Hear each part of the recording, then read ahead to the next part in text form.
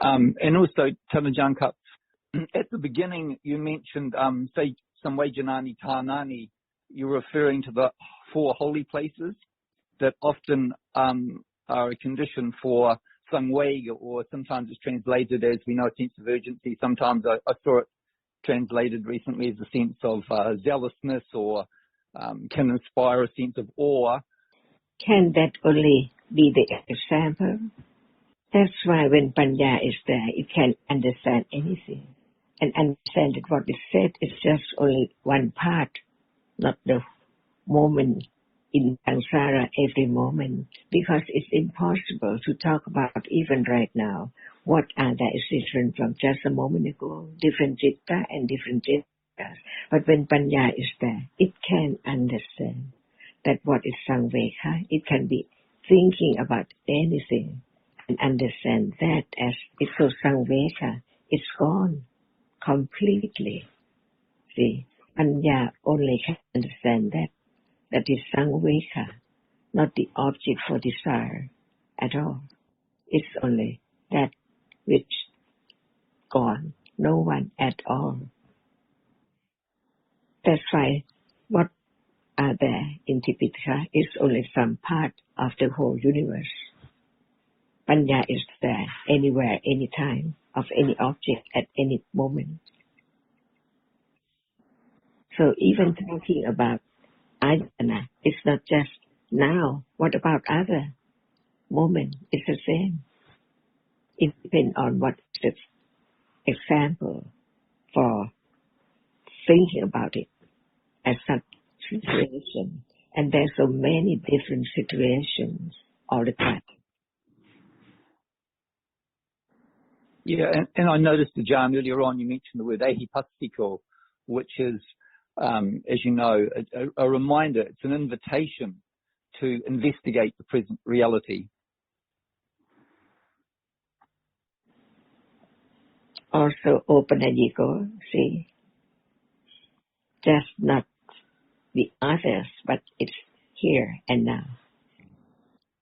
That's why each word of the Buddha should be object of understanding, whilst reflecting on the truth of it. That's why it's so, what can we say, wholesome. Among all wholesomeness, right understanding is the best. Yeah, that's absolutely true, Ajahn. There's no question about that. And it's so easy to forget and overlook because of our ignorance and our desire to have more understanding. And we know that can't be pushed. There has to be the right soil in place at the beginning. And unless that right soil is there, it's hopeless. It will be hopeless. So, I know, look, I'm so grateful we can listen so regularly to you these days, Ajahn, and I really appreciate it, and I know we all do, the time that you invest with us. It's very, very precious to us all. Many thanks. That's why we begin, or we understand more about wise considering, see, or any moment of understanding. And without wise considering, reflecting, can there be understanding of what is there now? No, Ajahn, absolutely not. We know there has to be the right considering. And even that has to be considered correctly. I know, because anybody can say that, have right considering, or consider correctly. And perhaps I could ask you that, Ajahn, when you say that, consider carefully. Because it seems to me that you can still consider incorrectly. So it must be the considering carefully in the right way. So how do we get that one correct? That's right. The benefit of Dhamma discussion is so very good, because it conditions more understanding little by little. Yeah, and deeper of the truth of that which appears. It's not as it appears. even is there, but only Panya can understand it.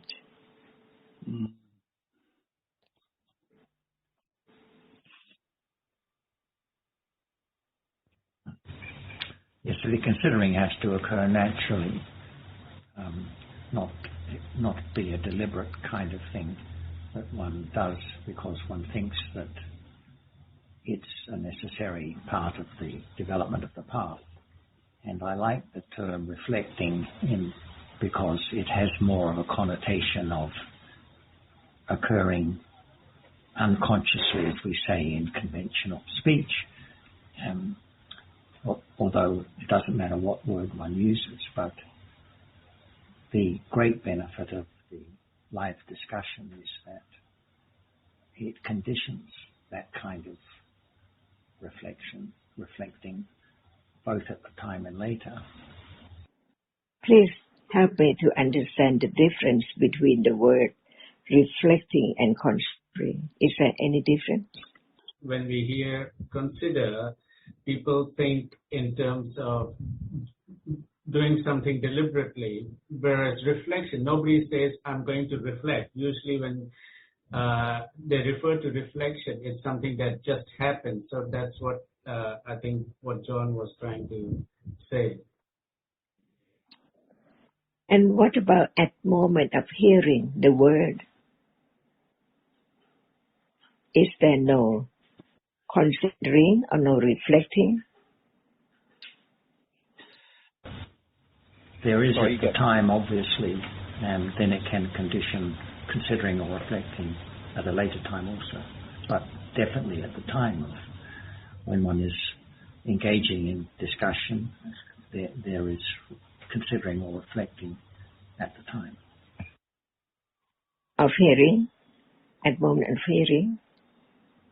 True. At moment of listening. That's right now. At moment of we are talking about, is it reflecting or considering about what is heard very, very quickly? Otherwise, they can be thinking about other things, not of that which is heard. That's why I think that the word doesn't matter at all, as long as it can bring about the understanding what is there.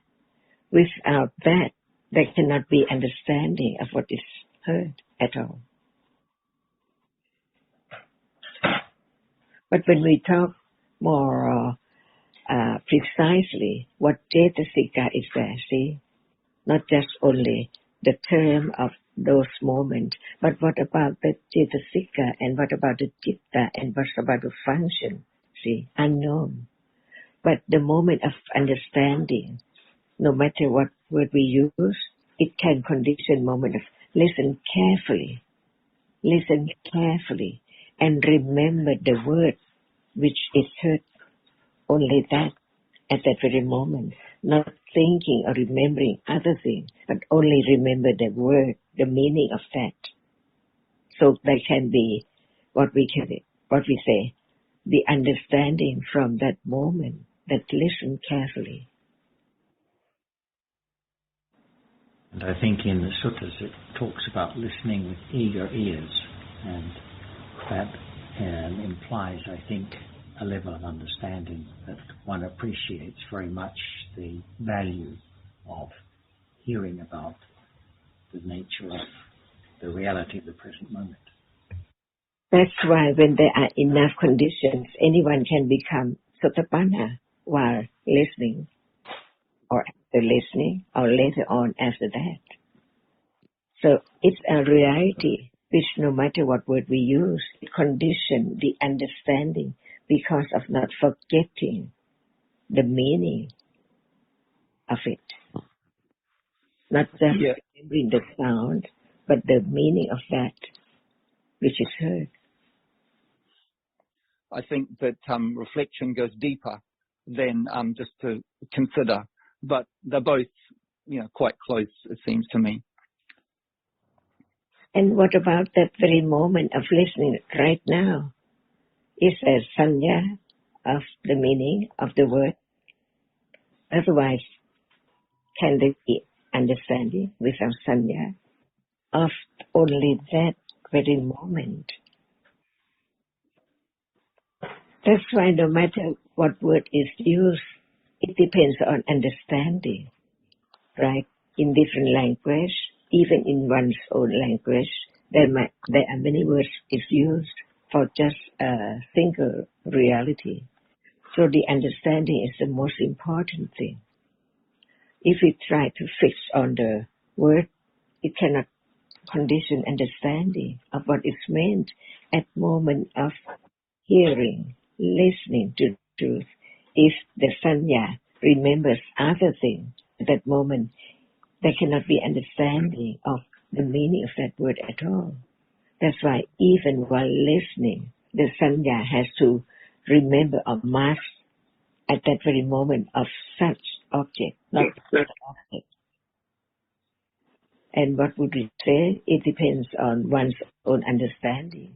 If one understands this word clearly, we can use this word. If one understands this, we can use other words. But the same is understanding. From what?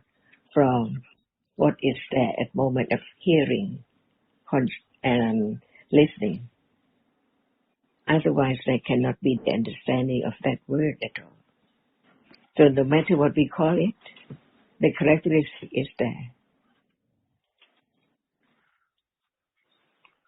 I think that we cannot use every word that Buddha said, because sometimes we use just one word as we think, as we can understand, or we can remember it. But the reality, that moment has to be what Buddha taught to understand it. People don't even understand the word Dhamma, let alone Sangwega or many other words that we use. And if we don't understand truly what Dhamma means, then there is going to be misunderstanding. Just like the word Dhamma, as you said, see, one word, same word, Dhamma, but it depends on understanding. And what conditions such understanding is what we are talking about. No matter we use reflection or considering or other words, but that is the characteristic which is there. Carefully, wisely, see, of that reality at moment of listening, so that can condition more understanding when there is more listening or thinking or considering to when at that very moment or after that. The same characteristic. But we can use different words. Like Dhamma, see, people use in different ways too, in Thai language. Even Sangweka, see, some may have different idea about it by translation, by such word. But what about the characteristic of that? If it's not known, we misunderstanding the teaching of the Buddha. Absolutely, Ajahn, that will always happen. And of course, I think these different words will be used in different contexts, in different situations, and they will have slightly different flavors to them. But ultimately, they will be referring to the reality that appears. And if that's forgotten, then there's so easily lead to misunderstanding.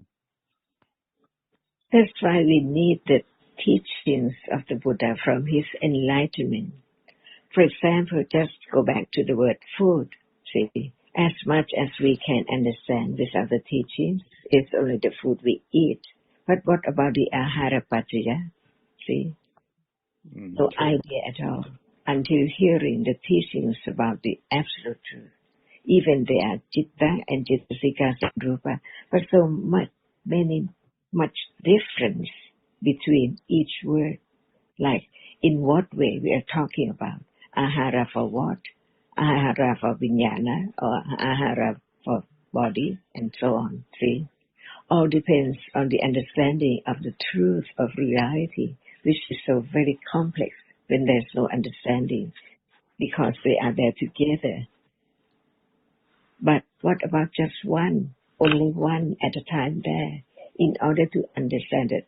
What are they? As not we think, take it for the whole, but actually each different one is different. That's why no one there at all to understand the truth.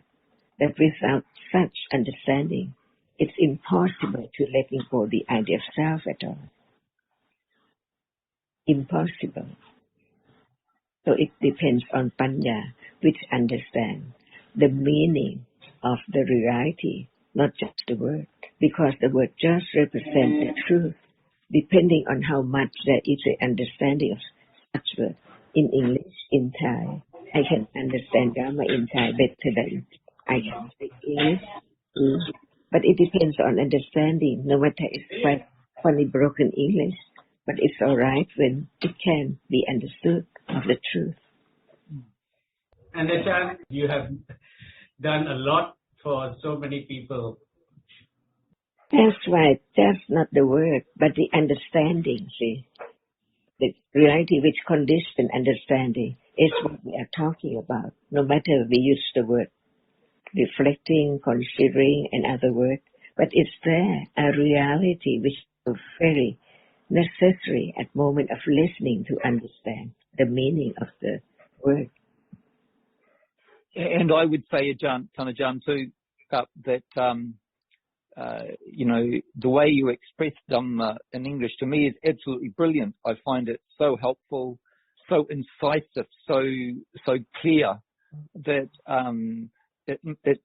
it's very, very helpful to me, and I know I'm speaking for many other people also.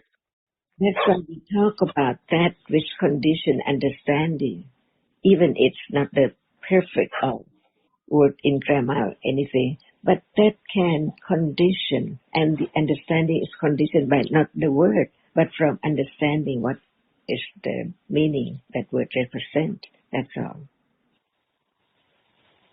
Different realities, see, so many realities are there at that very moment. And we use different words to try to help the other to understand the words of the Buddha. See, so very deep.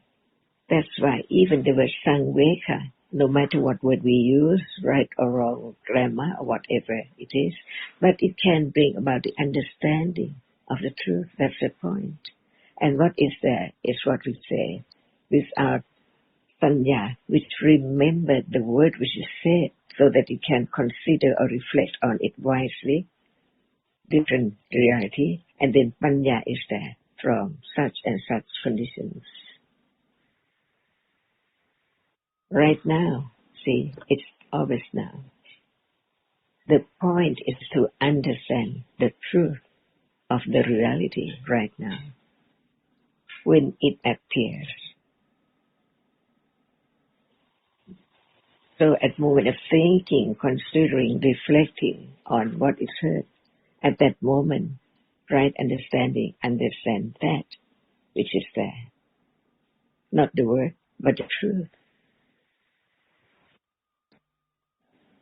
For example, hardness now, it's there. No word, but what is heard about it, condition the understanding of the nature of it, that it is only hard. But when we don't think about its nature, we think about what is there as something permanent, because it appears by nimitta, the succession of the rapidity of the arising and falling of that, condition the shape and form to be taken for something. So what can be known is nimitta of what is there, which is now arising and falling away in split seconds, unexpectedly. Cannot imagine how fast it is, because it's gone all the time, unknown. And this is what meant by darkness. Even in light, see many things, no understanding the truth, how dark it is, darker than anything.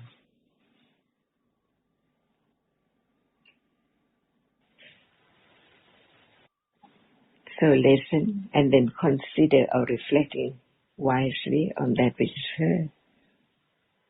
Otherwise there cannot be understanding of what is heard, which represents what is there now as a reality.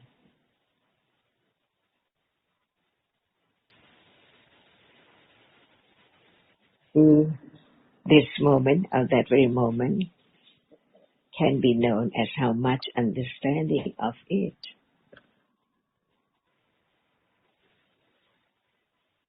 Did you hear something?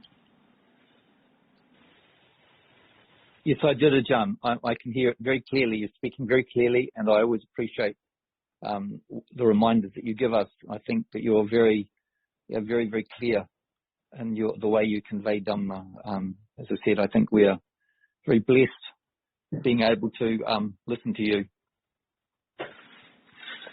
If there is no understanding, can there be Samveka of what Buddha taught, Buddha said about as example? No, Ajahn, there cannot be. There are many different conditions and many different levels of Samveka. Only that which is conditioned to rise in false way, because even we are now understand what Samveka means, but different thinking by conditions of each moment. That is Dhamma, no one.